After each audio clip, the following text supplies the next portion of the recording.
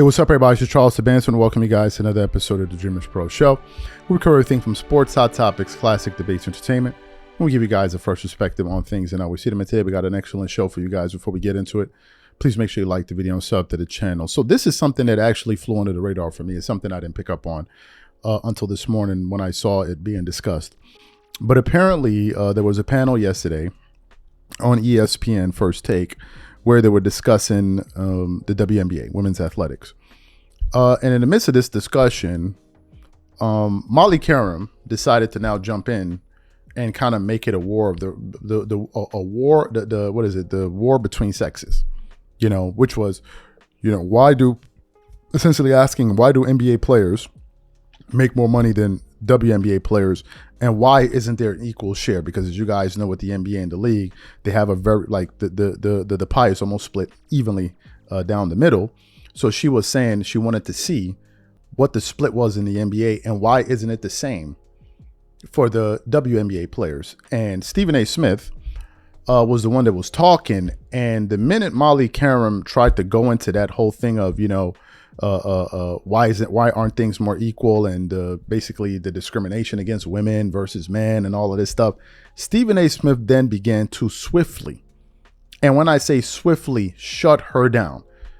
And when he even finished explaining his first point, she then said to Sinead, she said, "Can you please explain what I just said to him in woman talk?" Essentially saying that he doesn't have the comprehension to understand what a woman is saying. Right? Just once again, trying to show this guy up on his own show.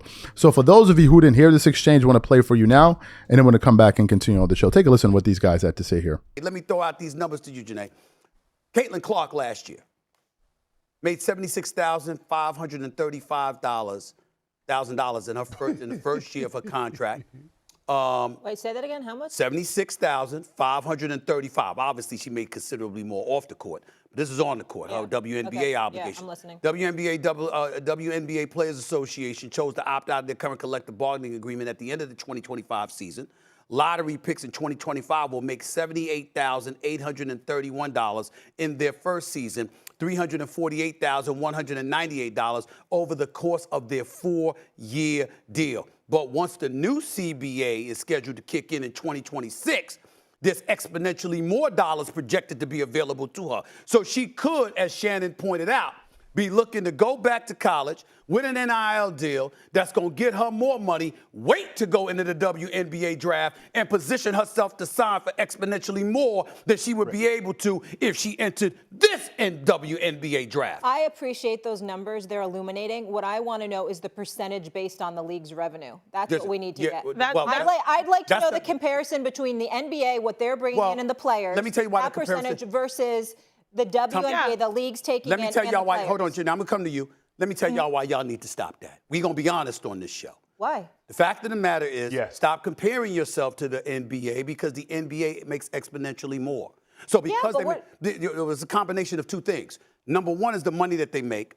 And number two is the position that you're in from a collective bargaining perspective to ask yourself, how much credit do you deserve? The product for the WNBA has been fabulous. It's been absolutely outstanding. I'm not trying to compromise or throw any shade on that whatsoever.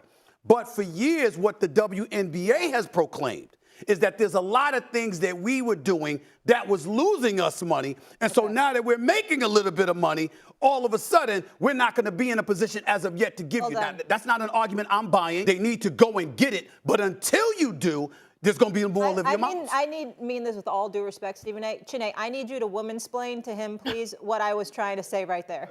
Yeah, first of all, Stephen A., money matters, and I totally understand that, but it's not everything when it comes to players' decision-making. And when you're talking about Notre Dame, why would they not be able to retain Olivia Miles? A lot of it is a basketball argument. She wants to go and be a primary option, and she can also make money elsewhere. So it's a two-part type of answer, not just, oh, they should be able to throw as much money and cash at her so she stays. That's not how it works.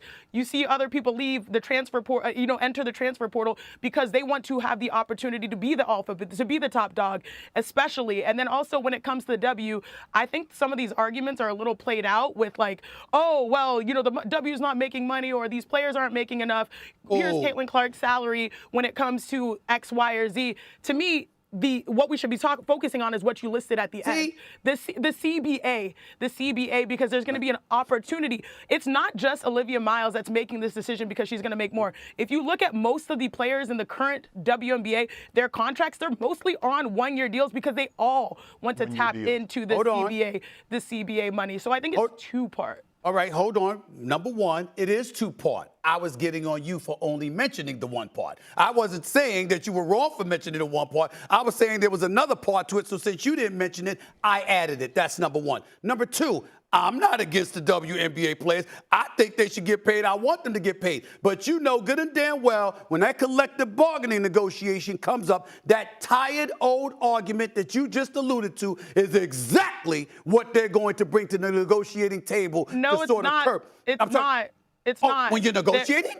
Yeah, when they're negotiating, they're looking at the revenue metrics, they're looking at the viewership, they're looking at the attendance, they're looking at the merchandising, and they want to collaborate with the league. And the reason why I know this is I used to be on the WNBA Players Association, and my sister's the president. So, like, I know what their vision is. They're not using those tired or old arguments. They want to work hand in hand with the league so that they can continue to grow. Got it. Appreciate your sister being in that position. Appreciate you knowing what you're knowing. I'm just some old dude that's been covering collective bargaining negotiations for 30 years, and I have never been a part of the negotiation, Shannon, ever in my life, nor have I seen a negotiation ever in my life when somebody comes to the negotiating table asking for what they believe that they deserve, and the other side, as reprehensible, as foolish, as non-substantive as that argument may be, will not try to throw something into the negotiations to justify not giving you what you deserve. Correct. That's all I was saying.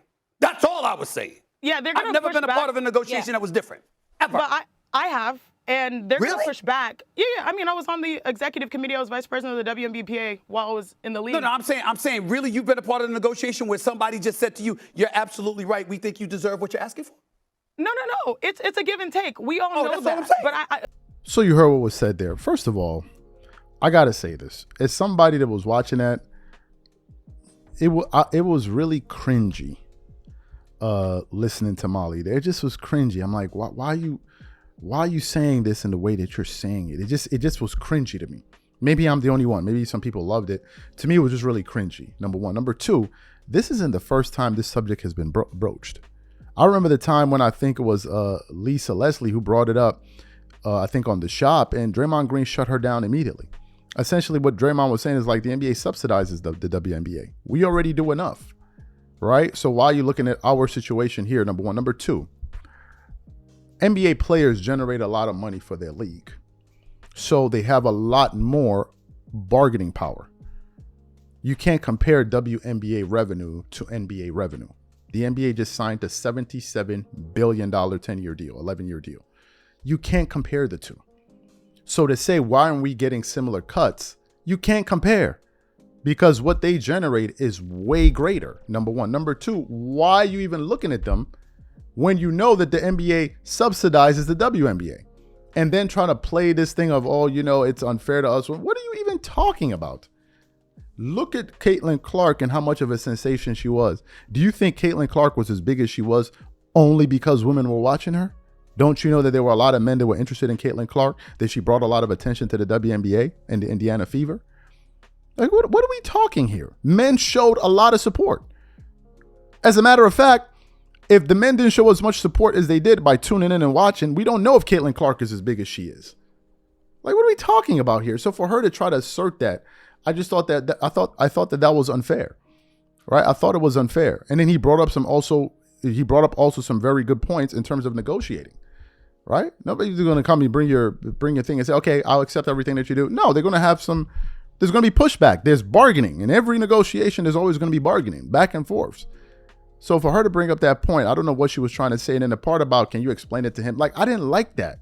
Well, what message are you sending that that he doesn't have the comprehension skills to understand what you're saying? I'm lost.